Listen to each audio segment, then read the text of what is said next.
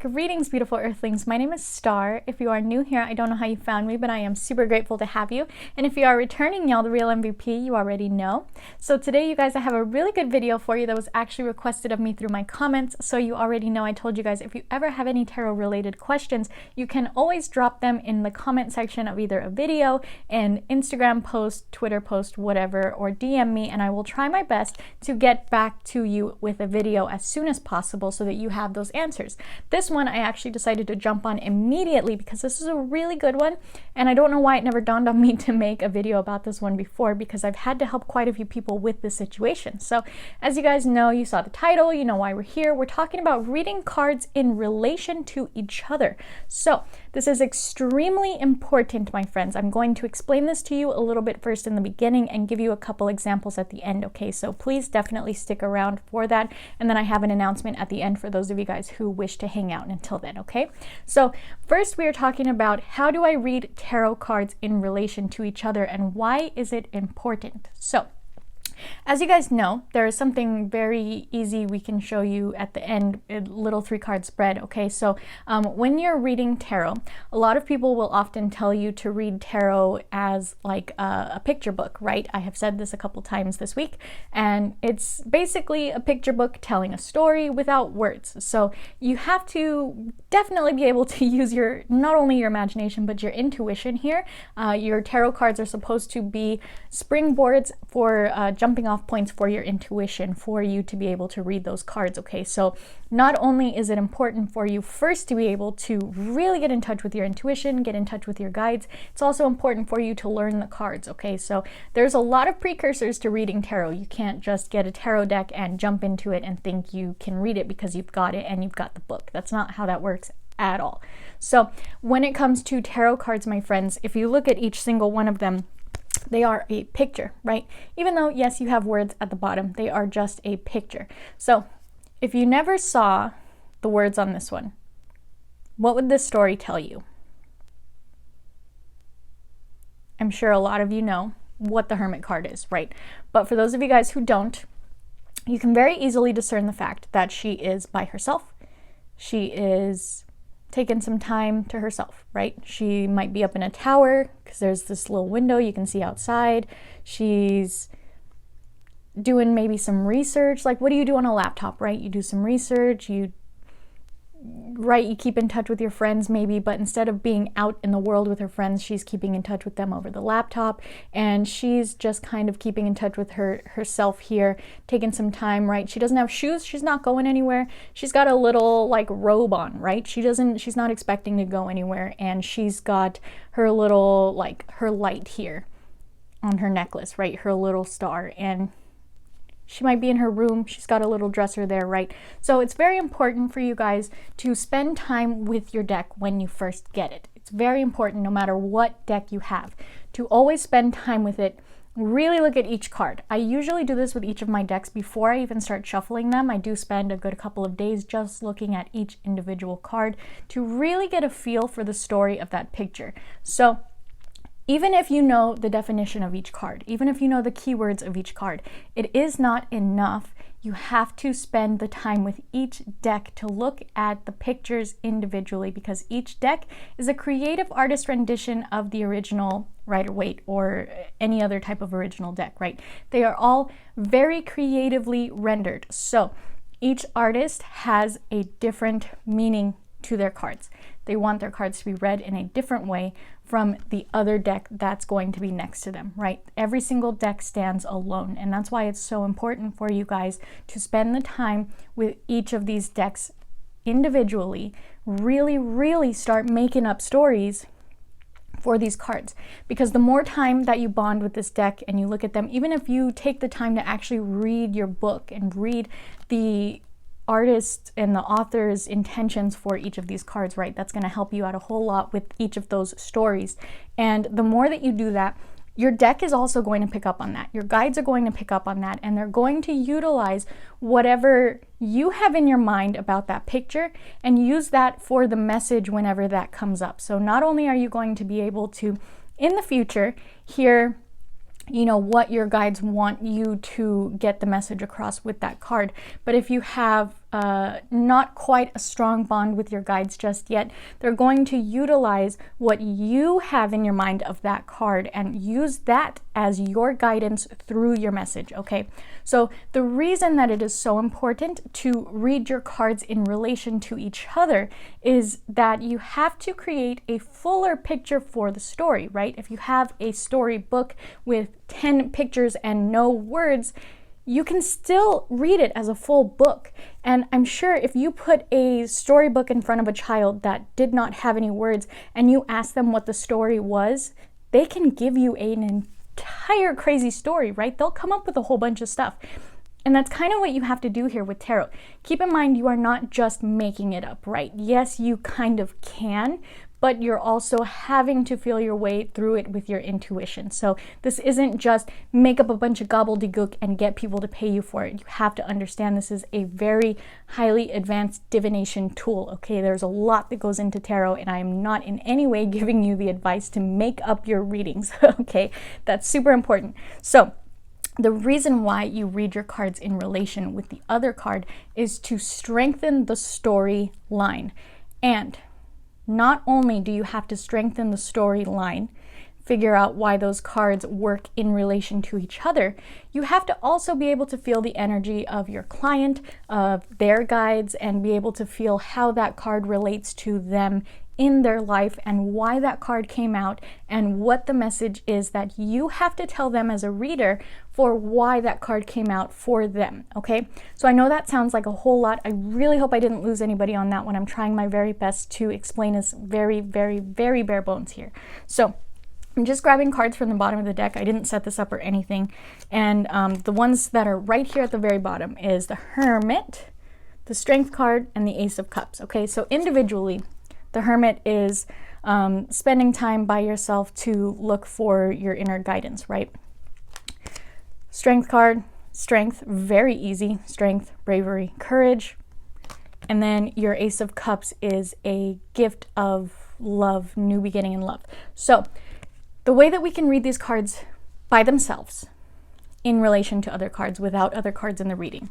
The Ace of Cups is the beginning of the Cups suit, right?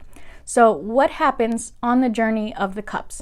You start with the Ace of Cups, you end with the 10 of Cups, right? So this is a new beginning in love. This is a gift from the universe of a beautiful new beginning in love. Yes, you could read this also as your cup is overflowing, you're full of your emotions, you're very in touch with your emotions if it is a love reading, right? But if it is just a regular general reading, you're not reading for the specific intention of love readings, you know that this is the beginning of the 10 of Cups journey. Your 10 of Cups is that beautiful, happy family life. Your 9 of Cups is also that emotional independence, emotional fulfillment card. So this is the start of the emotional fulfillment journey, right? You have to have the whole beautiful overflowing cup of emotions to start embarking on that journey, right? And you have to think about the cards that are coming after this. So your 2 of Cups after this is, you know, working together and union. And then, you know, down the line, you've got your 4 of Cups, which is like the apathy and not wanting to do with an offer that's coming in. And, you know, it really takes a lot of knowing what all of these cards mean in this suit, okay? So that's why I tell you guys it's so very important to really learn your cards first. This is not an easy thing to do. This is a very advanced thing that you are going to have to do a lot of learning in tarot first until you get here. So that's why a lot of beginners really have an issue with reading the cards in relation to each other, okay?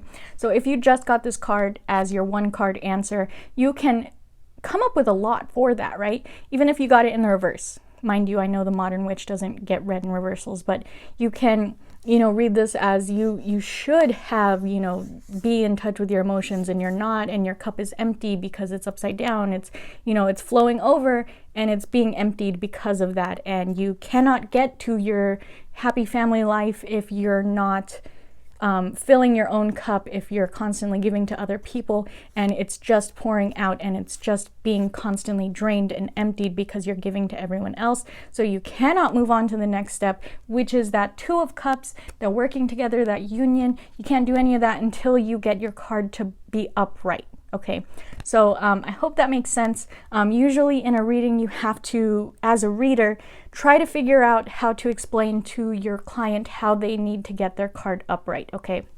So if it's reversed, you need to figure out how to get it upright, or figure out what it is that's blocking them and what's going to get that card upright. Again, that's a lot of intuitive work with their guides and yours. So how we read the cards in relation to other cards.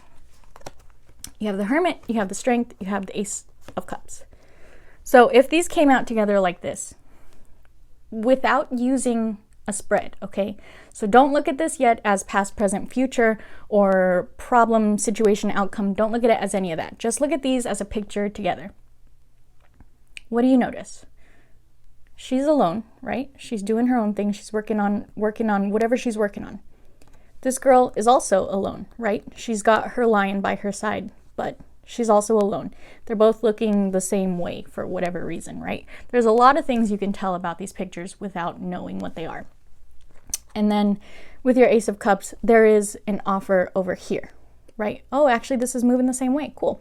So the way that you would read this as a story, if you could make up one sentence for each of these cards, which I do for the Modern Witch very easily. So searching for inner guidance, it's going to take you some strength and courage, and you need to have a, full cup to do so. Something like that. You can always feel your way around it. So if you were reading that,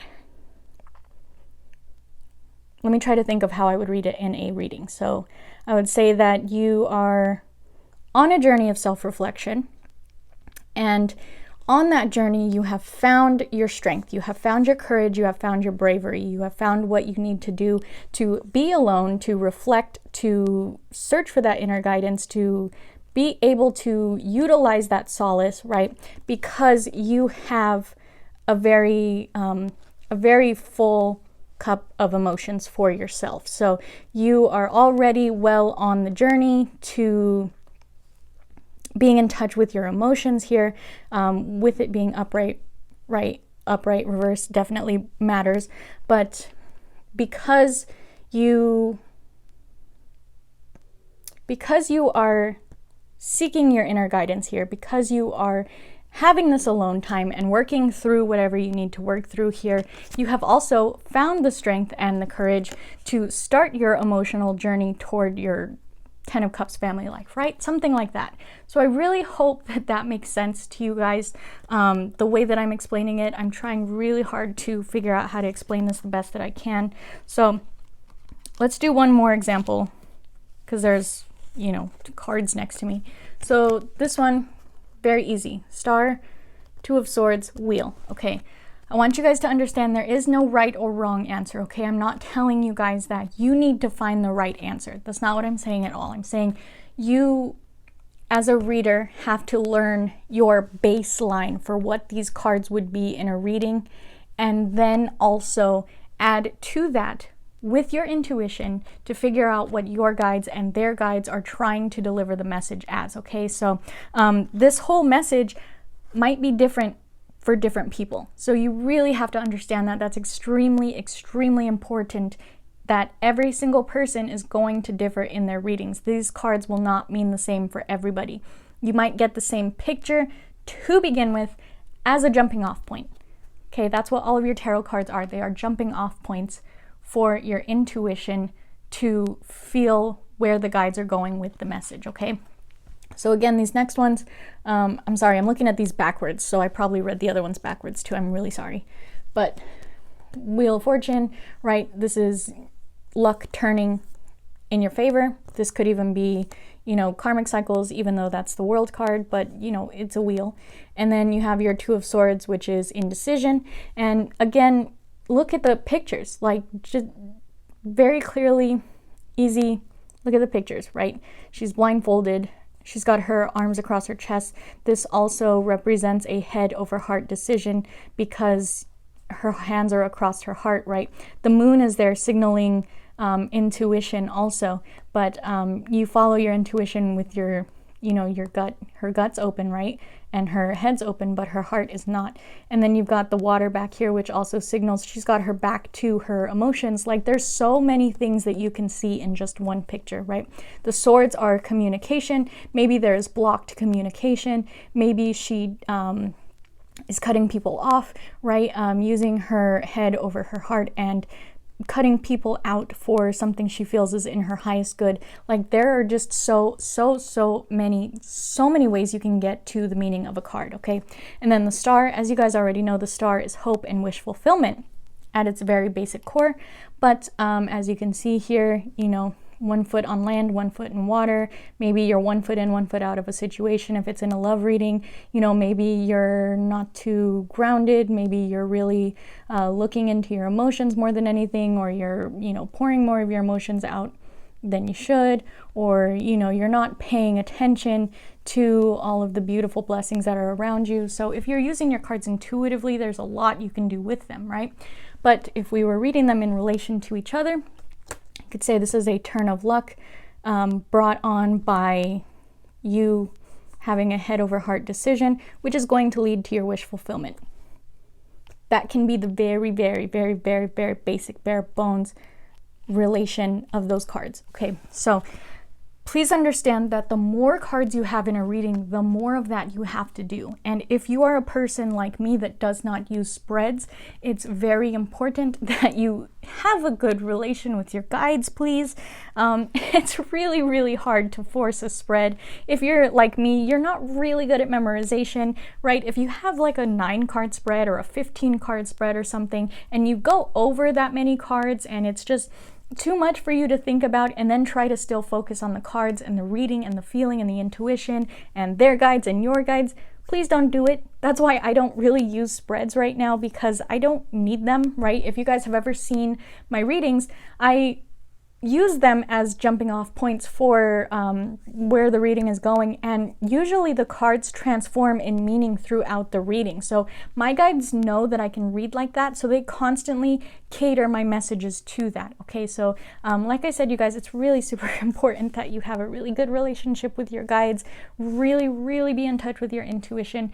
Have lots of good meditative practices to help you get in touch with your intuition and your guides, and that's going to be the very best thing you can do for yourself if you are learning tarot, okay? If you're the type of person that you cannot sit still for meditation, you do not know how to contact your guides, you do not want to put in the hard work of sitting still and meditating and learning to connect and doing all of these things, you don't want to learn all the card meanings, you don't want to do all of that, I would suggest waiting to learn tarot until you are a little bit more patient, okay? Tarot is a very big undertaking that a lot of people do not understand until they jump into it and they realize they're in way over their head, okay? So I have been reading tarot for almost 3 years now, and I'm barely starting to get comfortable enough that I'm doing readings on camera, okay? I've done lots of personal readings. I have grown a lot as a reader, and I continue to grow as a reader, and I will continue to grow as a reader throughout my life. So please understand, the more time you spend with your cards, the more time you spend with your guides, the more time you spend with your meditation, the more you will be able to do this clearly and concisely and efficiently. But if you do not put in the time, it's going to show, okay? So tarot is something that you get out of it what you put into it, okay? That's why I'm constantly buying new books on tarot, constantly buying new tarot decks, constantly watching videos on tarot. Trust me, I ingest an unhealthy amount of tarot content just so that I can get you guys the answers that you really need, because even if I know the answer, I might not know how to exactly verbalize what I mean. So I really hope that this was okay to describe this whole situation of reading cards in relation to each other. That's just kind of the basis of how I do it, is look at the card and not only where that one single card is in relation to the other cards around it in succession, right? If it's a major arcana card, what cards are near it in the major arcana? So like you have the star, which comes after the tower. So if you get a star in the reading, you could say you might have just gone through a really rough time and had something fall apart, and now you're finally looking forward to something better, right? Or, you know, just, it's really super important to know where the cards are in relation to each other in the deck, in order, in succession. That way you can already have that idea going into your reading and then be able to use that from your tool belt to also talk about that card in relation to the other cards. So tarot is a lot of story building, and it's just tons of intuitive work, you guys. That's what divination is. So I really hope that this made sense. I really hope that you enjoyed this video, you guys. If you were able to stick with me through that and you made it to the end, please give me a big thumbs up so that this video reaches other people that need this information. If you didn't like this video, that's cool. Thumbs down. You don't have to like my video. Say whatever you want in the comments, because y'all do anyway, but I really hope you let me know down there if any of this made sense to you, if this helped clear things up a little bit. It's okay if you guys need to watch this a couple times. Sometimes even I need to watch these with captions on, that way I can read it and hear it at the same time. Helps clear things up for me a little bit. And you know, it's totally okay if you don't get it right away. It might click, and then when you look at your cards, it unclicks. Okay, so please understand, you need to be patient with yourselves when learning tarot. Tarot takes lots of patience. So I know humans don't like hearing the word patience. Humans don't like hearing that things take time and hard work. But if you are serious about learning tarot, if this is really a path that you have chosen to go on, you've got all the time in the world to learn it, okay? You don't need to be the best tarot reader you can be right now today. You don't have to know the entire deck by next week. There is no time limit on learning, okay? So you're going to be a student for the rest of your life, and why not take your time with it, learn and digest things the way that you need to so that you can actually really grasp the information, okay? If that means writing things down, if that means covering your wall in tarot card pictures and writing all over them, right? I also used one of my old Rider-Waite decks and wrote the keywords around the borders, like whatever it takes for you guys to really solidify that information in your brain. If you need to, you know, put sticky notes all over your walls, if you need to write on your mirrors, if you need to constantly watch videos like this over and over and over to solidify it in your mind, please do so, you guys. There is no right way to learn tarot. There is no wrong way to learn tarot. Whatever works for you to learn and really solidify that information in your brain is going to be the best way, okay? Whatever works for you. I'm always going to say that, whatever works for you. So I really hope that you guys enjoyed this video. And if you made it to the end and you're still sticking around here, you guys already know I am an affiliate for 3E Candle Co. So if you guys head over to the link that I have in the description box for 3E Candle Co. and you purchase something from Katie's store, I am going to send you one of my Greetings Beautiful Earthlings stickers. So even if you buy something as small as a wax melt, only one wax melt, if you buy something from Katie's store and you use my coupon code STAR15, please let me know. Comment on a video, comment on an Instagram post, DM me, whatever, screenshot it. I don't care what you do.